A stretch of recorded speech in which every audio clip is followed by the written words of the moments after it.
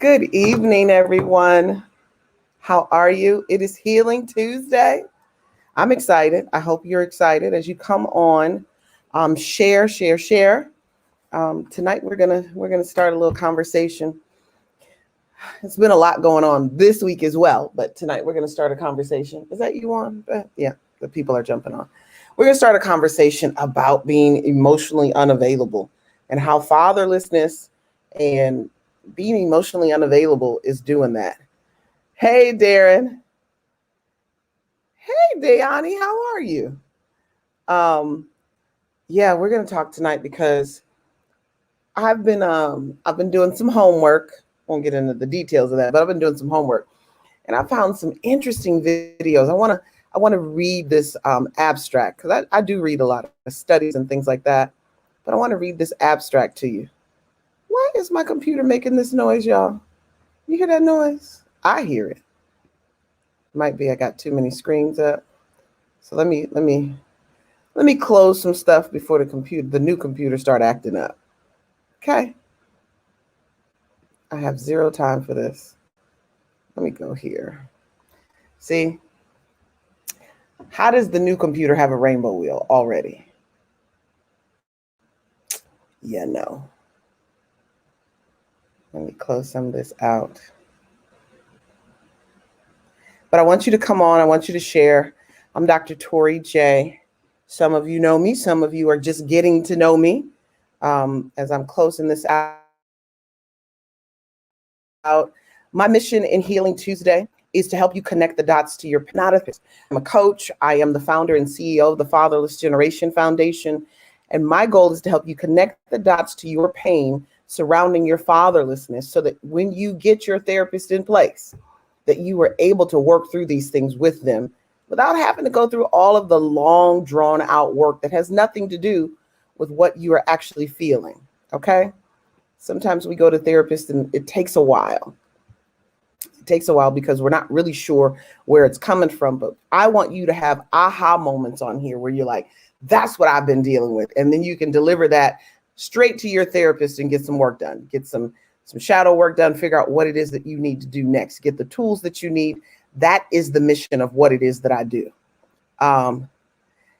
Charles, you have no idea. Charles, I'm gonna send you a picture of my homework. It's no joke. Oh, we don't hear the noise. Okay, that's good. Charles said, I'm now just kidding to know you. I'm done. So tonight, let's get into this. Look, I asked my husband to step in for me now. He was looking at me like, I am not prepared, lady. Sometimes you can come on here and just talk and wing it. Tonight, I'm not doing that. Tonight, we're going to get into how did you get here? You want a relationship, but you don't. Wanting to be loved, but scared to be vulnerable. Is that you? That's a lot of people. I'm not going to say 100% of the time, but I'm going to tell you a lot of this is probably coming from the fact that your father was absent and emotionally unavailable, or present but absent, right? That happens where dads are in the home, but they don't have emotions, and that you don't even have access to their emotions. I believe that's more damaging than when a father isn't present. I want those who are coming on, who are part of Father's Rights and Shared Parenting movement. And I don't want you to think about your father situation right now, your father, where you being a father and where they are. And what I don't want you to think about that right now. I want to think about, what was your father like? What was the experience that you had with your dad? Was he a great dad, or, was he a dad where you were like, you know what? I don't want to throw my dad under the bus, but my dad wasn't what I needed him to be. And if we're honest, as human beings, no one's parents, even when you have a 2-parent household, are perfect. They're not going to be exactly what you need them to be. There's always something they're missing. Why? Because they're human. They're human beings. Their parents weren't perfect. No one's parents are perfect. So therefore, you get what you get. And the goal is to make sure that you can do what it is that you can do to heal. And I don't even want to jump the gun because I got some stuff here. I got 4 things I need for you to do. And I see absent or present, but absent. I know that's Darren's journey. And part of this talk did come from the fatherhood coaching that I do on Monday nights. But I'm going to take it a different direction while we're on here tonight, because so many people are dealing with this unfulfilled rabbit hole that comes from their childhood, and they can't even express that. I remember when I was on tour with I've Got Daddy Issues, and the first stop that I had in Greenville, the young lady who was my speaker that night, she said, I had my father present and he was in the home, but I have a hard time admitting that I was fatherless because I don't want to offend him. Some of you are in that situation. Dad was there. He was around. He was in your life, but not the way you needed him. He didn't help you with the stuff that you needed him to help you with. He wasn't there to coach you through the challenges. He wasn't there to help develop you emotionally in the places that you needed his help. And sometimes a father's presence, his silence and being in the room with him is what you need. But there are other times when you need him to speak and to talk to you. So I want to talk about how our absent fathers make us emotionally unavailable. Can we have that talk tonight? Too often we're looking at the other person. We pointing the finger. What's the term when you're pointing this way? When you're pointing at somebody? Yeah, you should be doing this way.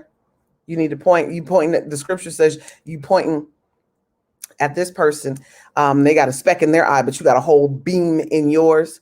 We're in these relationships, y'all, and you can't. The person is like, it's you, and you're like, no, it's you.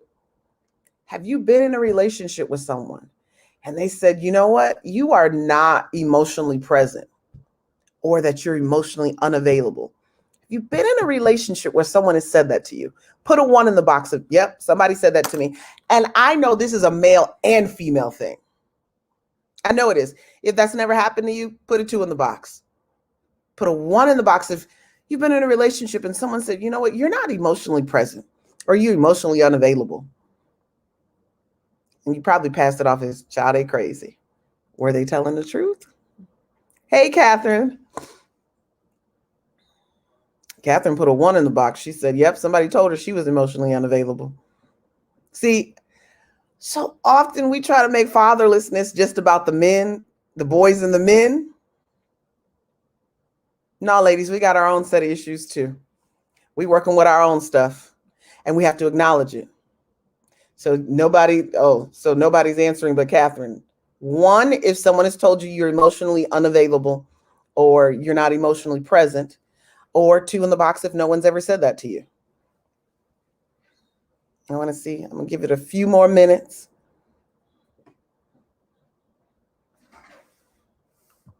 Because I can tell you, the fact that we focus so much fatherless attention on men and fathers, women, we get a pass. Because in truth, can I just keep it real, just for a second? Okay, I'm gonna keep it real the whole time, but I'm just let me hit you one time right here. A lot of fatherlessness is initiated by us ladies. It's initiated by us. Oh, he not in the relationship anymore. We have a hard time separating the relationship with us and the relationship with the children. Oh, he walked out. What if he doesn't know how to be the father? And you pick that person, right? And I know that we don't want to hear that, but you pick that person with all the red flags and all the stuff in the way. So now we got to deal with this person who's not perfect, but now they want to be present. Yep, they've been absent for a little while. They weren't where they needed to be. So now we're going to keep them out because we still mad? Or where you been? You ain't been. That's what we're going to do? No, ladies, we can't do that. We have to give grace, like we've talked about already. We have to give grace where we desire grace. You desire grace. Darren said number 3, told I was able to express my emotion too much. That might be another conversation, Darren. I know you well enough to know that you may be processing in a way that's maybe feminine. I don't know. I think you and I'll have that conversation another time. I want to bring up the fact that emotional trauma from our childhood has adverse effects in our adult lives, period. So dads who are coming on, who will jump on, who will watch this in replay, share this as you've heard what I'm talking about. Share this with your friends. Share it on your page. Share it. This is not about numbers and likes for me. I promise you it's not. It's about getting information out there so that we can heal. I didn't say you were scared, dear. But when I'm sitting here telling you that your childhood is having this adverse effect on your adult life, had you ever even thought about it? Dayani said, not an adult yet, but I can relate to that as a teenager. And Dayani, I do know you. I haven't been around you in quite some time. You were much younger. But I do understand that you get it. And that's doing the work at your age, and understanding this at your age will allow you to skip some of the stuff many of us weren't able to skip. This adverse effect is impacting our relationships. There's a connection between the struggles you're having in your relationships and the struggles that you're just having with your father wound. There's a connection, but you're not putting it together. You're not actually, yes, it does. Stephen said, and I forgot I'm talking to people and I'm not using this. Our childhood defines our worldview. Absolutely. There's a connection between the struggles that you're having and this father wound. And maybe you're not acknowledging the struggles, but I was going to say, I want the fathers who, once again, fathers' rights, you've been fighting for your children, they've been absent. I don't want you to think about that right now. I want you to think about your journey with your father. I want you to think about the trauma that you experienced growing up and how that has impacted your relationship with your ex or with the current relationship. I want you to think about how where you are might have been initiated in that home when you were growing up, and there was trauma there. Let me define trauma too, because I can hear it in my spirit. Well, I wasn't beaten. I wasn't put in foster care. I wasn't physically abused. I understand that. But emotionally unavailable is trauma. Being raised in a single parent home, trauma. I know we don't want to look at that because that's degrading to our mothers. That's what that is. Oh, she did it by herself and she's this and it's still trauma, y'all. If you go to the ACEs test, growing up in a single parent home, I think there's like 2 questions that kind of lead to that. And if you have more than 4, if you get a 4, that impacts your health, whether you got heart disease, diabetes, high blood pressure, cancer. This is what we have to recognize. And so I need for you to just throw out what you think you know. And let's look at these words differently. Trauma isn't just physical abuse, it's emotional and mental abuse. Well, my mother didn't yell at me. My mother didn't spank me. My mother didn't. But where was your father in the midst of all of this? I'm not blaming either person. I'm not saying your mother did this to you, but I'm telling you it was trauma. Not having your father where you needed him to be is traumatic. There were moments when you needed him and he wasn't present, whether he was out of the home and absent from your life, whether that was forced out, intentionally, not intentionally, whatever that is, or whether he was in the home and he was not available to you. He was not emotionally there for you. Yeah, maybe he threw the ball and he came to a few of your games, but there was a time when you were being bullied, or there was a time where you just wanted to lean on him and sit next to him and he wasn't there for you. That's going to have an impact on how you see life. Stephen said it a minute ago, our childhood defines our worldview. Catherine says, starts with weeks, months, and then years begging to be a father and denied. The whole time saying you're not here, but denied. Dads are erased by so many bitter moms. That's a whole nother conversation, but it's a conversation. And that's why I said a lot of this fatherlessness, ladies, we're initiating it. This can be a whole other topic, but ladies, I need to be honest. I've said it to us before, and maybe I'm saying it a different way, but it is very challenging for me, and I know it is for some men, to be in a relationship with a woman who didn't have a father, but is trying to dictate fatherhood or manhood for that fact.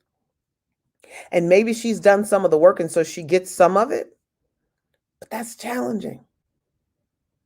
That's challenging. So why don't we ease up? Just back up a little bit. If you didn't have a father, back up. Catherine says, all my relationships suffered for 20 years from my fatherless journey until healing and counseling. I have the highest, I have the highest on ACEs test. Lots of work. You have to be able to take these tests and be honest with yourself. Here's a quote that I found earlier that I changed it up a bit. You're struggling right now. It's your father wound. It's your challenges. My father was not there for me. And now you are the emotionally unavailable person. That's what we're dealing with. Heal your past and heal your present relationships. Heal your past and you'll heal your present relationships. Do you get what I'm saying? Some of you are trying to act like you don't have to go backwards. I don't have to deal with that. I don't have to deal with my past. Absolutely you do. Your absent father left you with a hole in your soul that you are now trying to deal with. And you're dealing with all of this empty voids, challenges that you don't even know how to navigate this stuff. You've not gone and gotten the work. You've not even acknowledged that it's an issue, but you're in a whole relationship. Oh, now you're not even just in a relationship. You have children. There was a post that I put on our on this page, on TFGF's page, and I put it on there yesterday. Heal before having children, so your children don't have to heal from having you as a parent. Heal before having children, so your children don't have to heal from having you as a parent. I got to tell you, these patterns are called generational curses. And I used to say all the time, we must overcome, heal and overcome, so our children don't have to. That's what we must do. But we won't even acknowledge that we have issues. We won't even acknowledge that our father's absence played a part in the issues that we're currently having in life, in relationships, in our money, in our families. Our dad's absence is playing a part and playing a whole role. So I want to give you 4 things that I need for you to do. 4.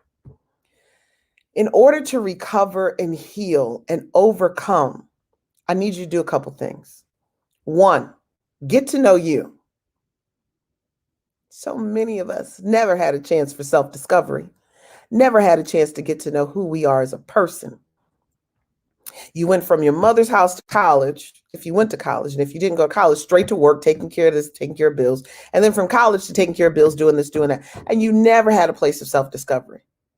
And then some of us grew up in a home where it wasn't about self-discovery. It wasn't about knowing who you are. What do you mean you need to know who you are? Darren, knowing who you are all day is self-care. If you don't know who you are, or you think you know who you are, see, I know who I am. I know my weaknesses. I know my flaws. I know my insecurities. Doesn't mean that because I know them, I don't fall prey and traps to them. My husband can tell you, I have mine, and I fall just like anybody else because I'm human. But I got to tell you, knowing them though is the half the battle, because in the midst of it, you're real quick to be like, you know what? My bad. That was me. That was all me. But if you don't know it, you're like, what? What'd I do? Just being a jerk. That's all. That's what people are saying. That's what they're thinking. You're just being a jerk. You don't even know who you are. You don't even know how people experience you because you don't know who you are. Get to know you. That starts with journaling. Emotional healing through journaling. Write down your thoughts. This isn't about a diary like a little girl and it's locked away. No, it's about writing down your thoughts, your unedited thoughts. First thing in the morning, late at night, right before you go to bed. Find a time to sit in quiet, just peace and quiet. Put some music on, put some soft classical, instrumental. Like while I'm reading right now, one of the things that I'm utilizing is reading music. Very calm, instrumental, almost feels like meditation music. That's what you need. And write down what you're hearing. Spend time by yourself And I'm not talking about you introverts who all you want to do is spend time by yourself. No, no, no, no, no. I'm not talking about that kind of time by yourself. Some of you will just stay by yourself forever and ever, ever, forever, ever. And that's not what I'm talking about. That's dysfunctional. But I want you to get to know you. That's number one. Number two, become aware of the mess under the surface. You got a whole mess under the surface. Yep, you do. And it's good to show this person, the outward appearance, all of this, all done up, all dressed. That's cool. That's cool. It works. But what's under the surface? What happens when somebody scratches just beneath the surface or they dig too deep? Who do you become? What's underneath there? Men, are you abusing women and running through women because you really pissed at your mama? But you can't tell your mama you mad because that's what's under the surface. When you go home, because see, ladies, this is what we learn. Oh, how he loves his mama, takes care of his mama. That means he's going to do the same for you. Not really. What if just they putting on a front? What if they're putting on a front because they're really mad at their mother, but they don't want to tell her? So anytime they see her, they take care of her, they love on her, they kiss her, they hug her, it's all of that. But because they haven't spent any time with themselves, a lot of men who grow up in single parent homes despise and hate their mamas and would never acknowledge it. Never acknowledge it. But it's based on how she treated them. This is what you have to understand. Boys are boys only so long. They become men eventually. And you're sitting in the house talking about men and hating men and disliking men and don't be that kind of man. Don't be this, don't be that. And then you grow up. Oh, like The Bachelor, Lord Jesus, that poor child. That poor child. Matt James, I hope he really got a therapist. I really do. I hope he found a therapist to help him through it, because I don't think he'll ever be able to have a relationship with a woman that's deeper than a boyfriend-girlfriend relationship, because his mother, the toxicity, the trauma, and how she is controlling and ruling through manipulation this man's life is why many men don't like their mothers. Ladies, are you promiscuous because you looking for intimacy? Is that what's below your surface? But we out here talking about, I'm just being me. I'm just loving me. And I'm just embracing my sexuality. And I'm just, really, that's what you embracing your sexuality? By giving your power to somebody else? Is that what's beneath your surface? And you out here having sex, and then all of a sudden, guess what happens? You have a baby with someone you don't know because you was just, you just out here loving yourself and embracing your sexuality. You can embrace your sexuality without having sex with random people, especially without creating soul ties, especially. I read a post yesterday, and I'm gonna go into this in just a minute, but I was just reminded of this post. Oops, that's Lark, that's your birthday. I need to share this. I need to pull this up so I can read this, because this was a whole message that correlates with where I'm going in number 3. And I need to make sure. There it is. Y'all ready? So we're gonna number 2, getting to know yourself, going below the surface. The dynamics of your relationship with your mom and dad will tell the story. That's why I went into, do you hate your mama? You out here looking for intimacy through sex because your father never told you he loved you, and then you end up with a baby with a man just like the father that you say abandoned you. That's a whole issue. That's number 2. Number 3, acknowledge what you discover. Are you attracting unhealthy relationships? Did you figure that out while you got to know yourself? Are you addicted to relationships? Is it love or codependency that you're feeling? And I guess, you know what? I think this quote goes back to number 2. So let me get it in here before I move on. I'm a therapist on social media. I was actually on a radio show with him years ago. He says, sometimes the soul tie you need to break is from your own parents. What you say? Sometimes the soul tie. See, church people, where my church people at? My Holy Ghost filled church folks, and they know about a soul tie. Soul tie is what you created in relationships. Typically, we're talking about sexual, but it's souls being entangled. Most times when they're discussed at church, it's in an inappropriate manner. But a husband and wife have a soul tie. It's a threefold cord between a husband, a wife, and even God. That's why it says a threefold cord is not easily broken, right? Some of y'all got a soul tie with your parents. He says sometimes the soul tie you need to break is from your own parents. So sorry, I need to go back to number 2 and read that there. That's deep. Some of y'all can't let go of relationships with your parents knowing it's dysfunctional. Can't let go of the situation knowing it's dysfunctional and toxic. I see what Catherine said, my mother is very toxic. We already talked about toxic mamas. Go back in the content. I'm going to tell you right now, that's a whole thing. Some soul ties are emotional attachments that were developed through the unresolved issues of our parents' childhood, because children bring to life the subconscious issues of their parents. That was his other line. That was his caption. Can I read that one more time?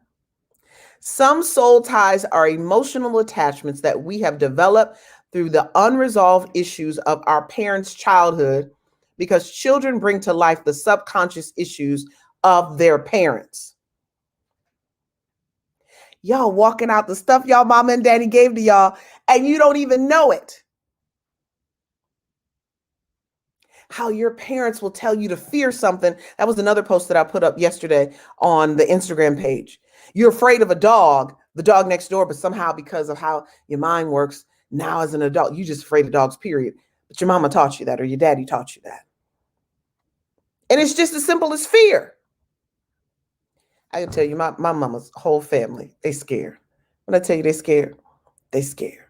If they on here, they'll tell you, yeah, we scared. They scared of the wind blowing, because that means a tornado or a storm coming and it could kill them. They're scared of a lot of traffic, because you might die in the traffic. And they scared of, like, somebody must have died tragically in my ancestors, because these people are scared. The wind blows, scared. It's crazy everything they're scared of. Something new, they're scared. Quick decisions, they're scared. It's a lot. I'm not walking out. I can't do that. I can't live like that. I can't live in that kind of fear. Okay, so that's number. We're still in number. We went from number 2 over number 2 to number 3, back to number 2. So let me go to number 3. Acknowledge what you discover. There's some discovering you're going to find out in the midst of you getting to know yourself and becoming aware of the mess that's underneath the surface. What did you discover? Did you discover that you're attracting unhealthy relationships? Did you discover that you are addicted to relationships, period? Are you addicted to love, or are you addicted to codependency? Are you addicted to emotionally unavailable people? And you keep attracting the same person and you can't figure out why. Because you didn't heal your past. You didn't heal your trauma. You didn't heal your father wound. And in not healing your father wound, you leave open all of the trauma and all of the toxicity that came from your parents to now pour it out onto other people that you encounter, including your children, that you're having with emotionally unavailable people that you attracted because you didn't heal. Heal your past, heal your present. It's just that simple. Do the work. One author states that our ability to sustain satisfying or committed relationships, find gratification in our work life, be effective parents, speak up and assert ourselves, is largely dependent on the relationship we have with our fathers. For years, society has downplayed the role of a father. They've downplayed it.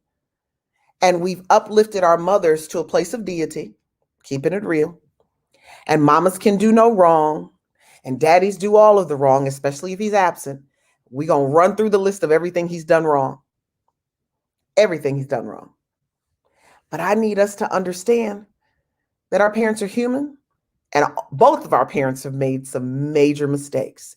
I'm not a parent, but I will say collectively as parents, we've made mistakes. And you'll continue to make mistakes. You should apologize for the mistakes you make as a parent. Hello. But the truth of the matter is, fathers are so necessary. They are the harmony in the raising and training of children. When you are trained by one person, one parent, one sex, that's going to leave you lopsided. Can you possibly imagine raising, what's the animal? What do we want to raise? What do we want to, no. If we're fixing our car and our tires are out, or our tires go out on one side, but we only focus on the tires on the left side, what do you get? A leaning car or a car that doesn't move? Thank God for run flats, but those only go so far. I know some people I know how some of y'all think. Y'all be like, well, I got them run flats, so I'm gonna go a little far. No, you only gonna get so far on that. But your car is leaning. Your life is leaning because you have only been raised by one parent. You only have the developmental skills that came from one parent. And you've downplayed and dismissed all of the other stuff that you needed from your father because he wasn't present. And you're wondering why you're running into roadblocks. You're wondering why you're running into challenges and having struggles. Oh, well, I have a successful job. I went to college and I did this. Yeah, but how are you emotionally? How's that working for you? It's not.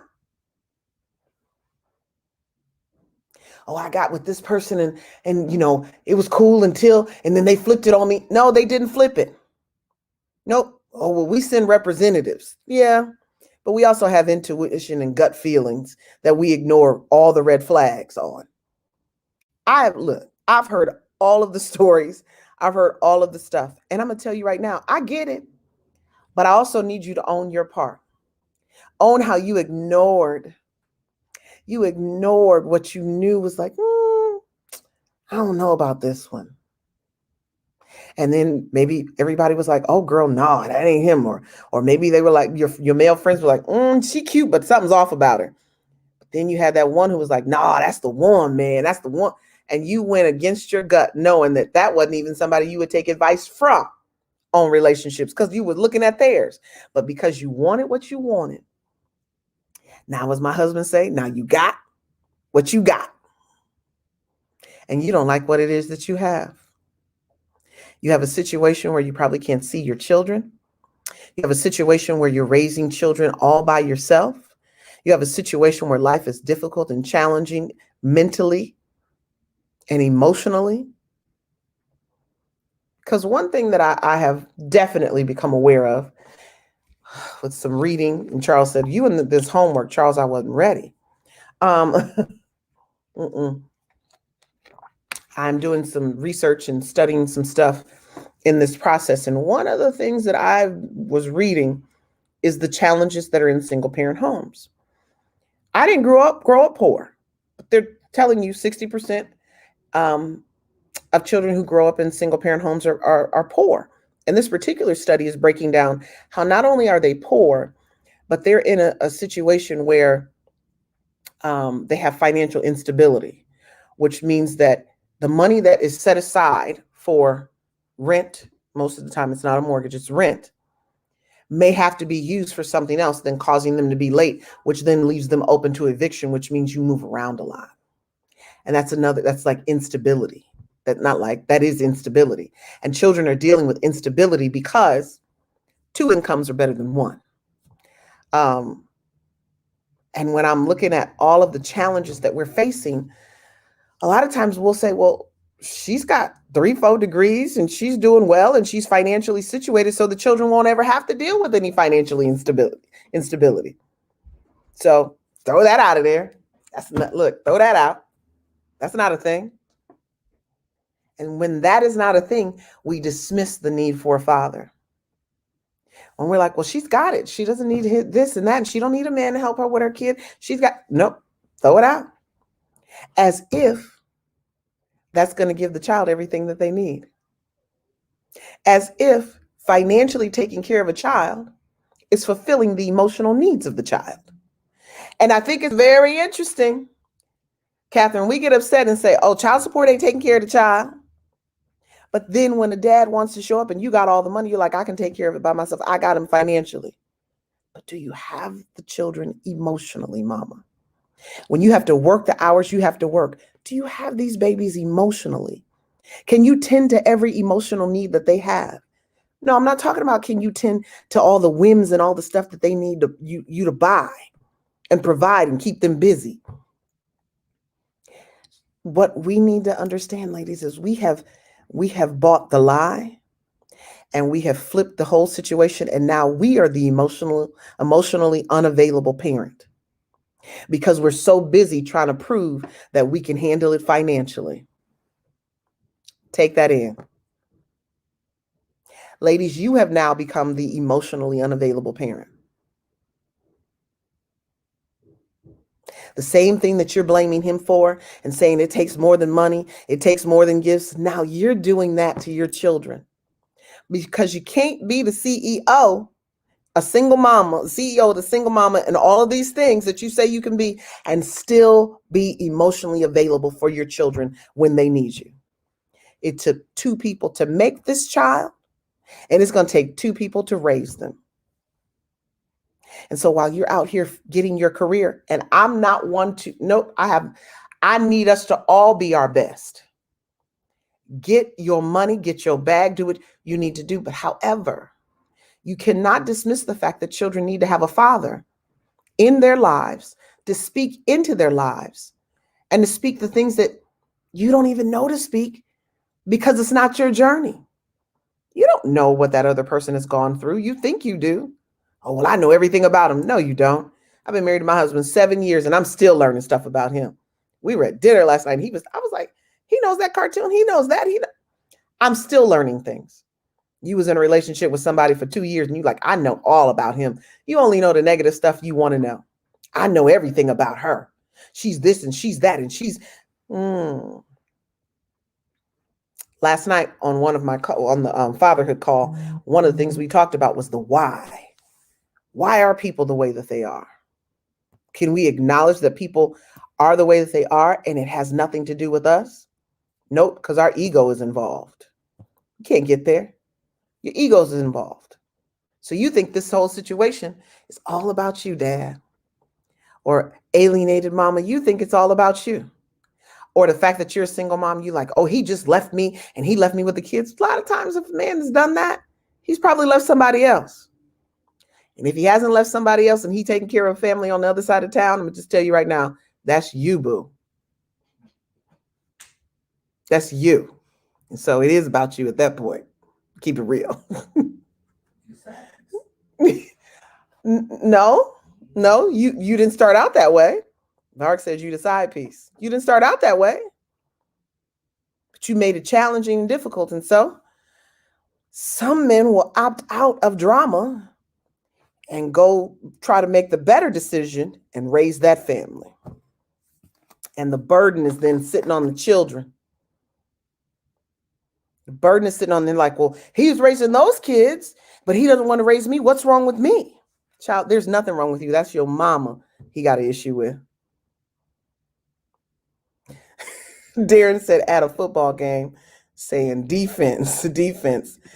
I'm not dealing with Darren. Darren is crazy sometimes. Darren got some whole lines for you. Darren said last night, do an emotional job, emotionless. When you don't care about all the drama and all the stuff, and you decide that I'm going to be a father no matter what she puts out there, no matter what she says, do an emotional job, emotionless. That was a good one, Darren. That was a real good one. So that was number 3. Number 4, seek the help you need and obtain the tools to heal. Now, those who have followed me and those who've been on here and rolling with me for a while, Do I ask? Yeah, I'm gonna ask because I don't know who's on. I can't tell who's on here, and I know people watch shadow watching. One of my friends was like, "Girl, I watch you in secret." Why it's got to be in secret? But she does, and I'm just happy to know that she's watching. What do I tell you guys to do? Get a therapist. I tell you, get a therapist and a coach. I'm a coach. I'm not a therapist. And this is how I coach you. I coach you to a place where you can take this to the therapist, and then the therapist can give you the tools. And then some of the tools you come back and I help take the tools that you've been given and assure you and hold you accountable to them. Because some of that work y'all don't want to do. So I'm going to hold you accountable to the tools. Yeah, you need both. And I don't even know how to say your name. IDA said, Lord, help me. I don't know what you're saying, Lord, help you on, but I promise you, you on the right live to get that help, because this is the place that we come to get the help that God has provided for us. I don't know it all. I'm not here to pretend that I know it all, but I know that people engage in the comment section, and there are times when people they're telling their story, and it's helping other people heal through the process and through the journey. So I believe that you're going to get the help that you need, whatever that is. Okay. What's your question? My question is for Darren, and I hope you can hear me, sir. Did you know Darren is your alpha brother? I did not know that. Darren is your alpha brother. Well, 06 to you, man. 06, Darren. I don't even. Okay, I should have said that on the live. Darren is the one that won the. Yes. So ask Darren, how did he enjoy his coaching, so that some of the others, like. Right. I got you. You know. So, okay, so let's go into the coaching. My husband's trying to get me to sell. I do not sell on here. I don't. You got to sell something. Darren, you see him? A5. Darren, I forgot that because your email is like 1906 and I never told him. But yeah, now that we're together, I thought about it just now. Okay, so Darren, in December, we sent out a lot of gifts in December. We just gave away pens and books and T-shirts and all these different things in December. Darren was the one who won the 30 days of the coaching. No, you're not. He can't step nor dance. He gonna fall. Okay, you're gonna hear some falling. So Darren, you won this package, and we were finally able to. This has been your 30 days, and I want to know how was it? Would you suggest it for people? Would you suggest it for fathers to pay for? We don't have, like, Darren's group is all men. Then there's an all female group, and then there's another group that has a couple of other, like, combo of people in it, right?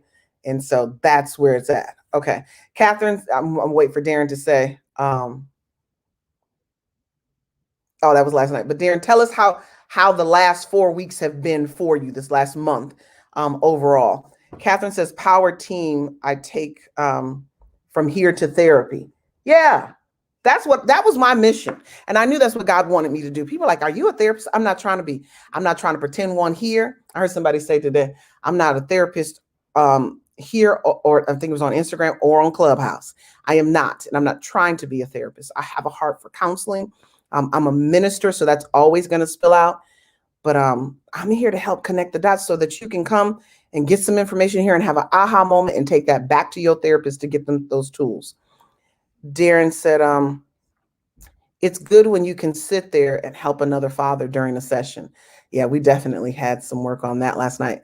But overall, Darren, what has been your experience, and would you suggest this to anyone else? I didn't give it to Darren for this, but we're just giving away stuff at Christmas time. It was Christmas.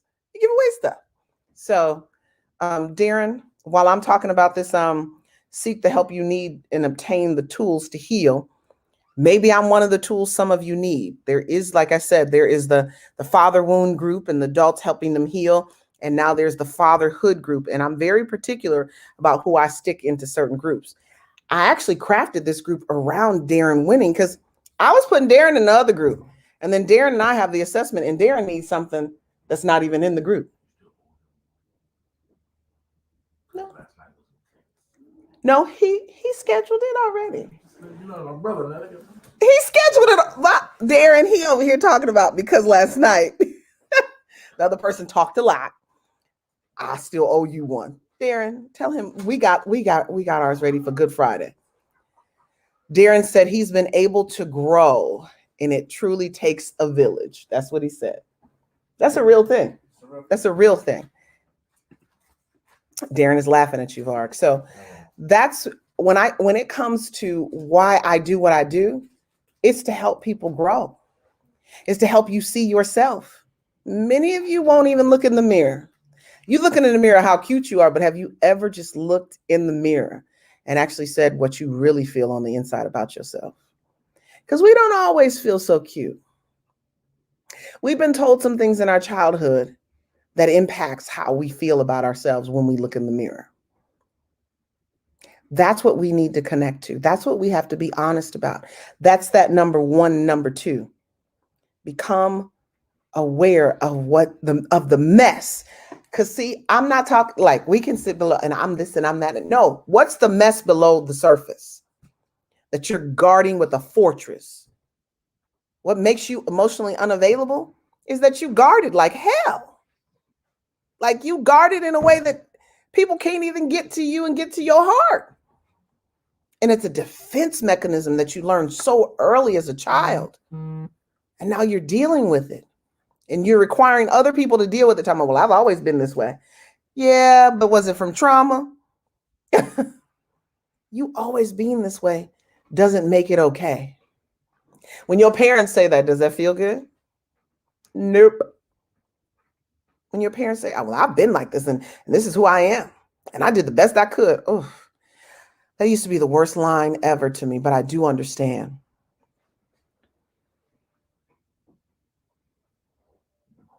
Darren said, side note, listen to Education on Dr. J. Chronic 2001 album. It's a mic drop. Okay. I've been given some albums today. My personal trainer told me I needed to listen to Justin Bieber's new song. And he has someone speaking in the beginning. I don't know if he said it was MLK. He said it was somebody else. Somebody. And it was some great information. So maybe I'll listen to it once we get off of here. I don't know about Dr. Dre Chronic 2001. What? I'm not a West Coast person. I'm an East Coast hippity hop girl. And I do like South some trap. Yeah. So that's what I have for you guys tonight. I know we're a little early. Anybody have any questions? Anybody have any aha moments that you want to share with me? I know there are people who are watching, but people will watch because the time. I know they'll watch tomorrow and watch it in replay. But I really want to know, what did anybody get tonight? What was the aha moment for you tonight? This is what happens when you take time off. We had a lot of people and they'll take that time off, and now it's taking time to build people back on. Nobody had an aha moment tonight? Everything I said tonight you knew? Well, I'm just preaching to the choir then.